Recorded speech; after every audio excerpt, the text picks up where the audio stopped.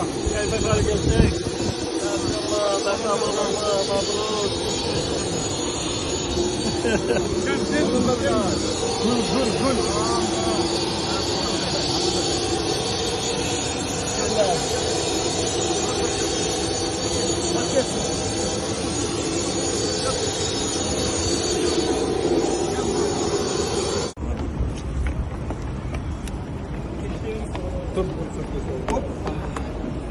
Assalamualaikum.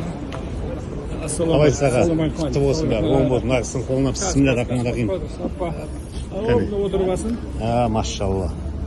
Садан кейін суретке түсеміз. Бұл кісінің қолынан алуда, жанында болуда арман. Аяғы сол